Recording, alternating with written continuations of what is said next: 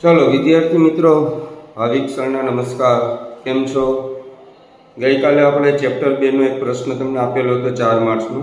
Chapter 2 નું ઘણું બધું મહત્વ છે કારણ કે 10 માર્ક્સનું વેઇટેજ છે, બહુ સહેલું ચેપ્ટર છે એટલે થોડું ચોથું બીજું ચેપ્ટર છે તમને વારંવાર રિવિઝનમાં લઉં છું કે એના 10 માર્ક્સ તમારા કન્ફર્મ થઈ જાય।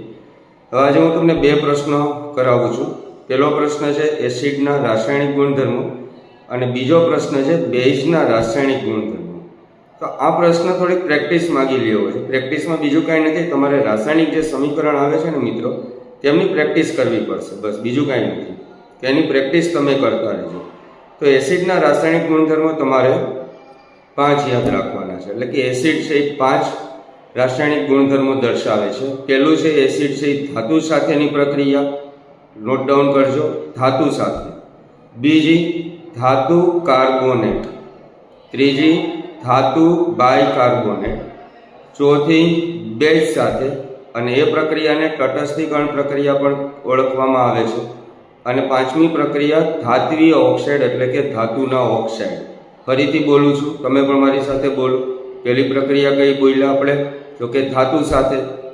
બીજી પ્રક્રિયા ધાતુના ઓક્સાઇડ, ત્રીજી ધાતુ બાયકાર્બોનેટ, ચોથી ધાતુ કાર્બોનેટ અને પાંચમી બેઝ। તો આ 5 પ્રક્રિયાઓ લઈ લેજો તમે। એસિડ તરીકે HCl લઈ લો એટલે ચાલે, તો HCl ની પ્રક્રિયા એસિડ તરીકે રાખજો અને સમીકરણોની પ્રેક્ટિસ કરતા રહેજો। બીજું આવે છે બેઝની પ્રક્રિયાઓ। તો બેઝની પ્રક્રિયા 3 દર્શાવે છે, તો એ પણ તમે નોટ ડાઉન કરી લેજો। પહેલી પ્રક્રિયા ધાતુ સાથે, બીજી પ્રક્રિયા એસિડ સાથે એટલે તટસ્થીકરણ થઈ ગઈ, અને ત્રીજી પ્રક્રિયા અધાત્વીય ઓક્સાઇડ એટલે કે અધાતુના ઓક્સાઇડ।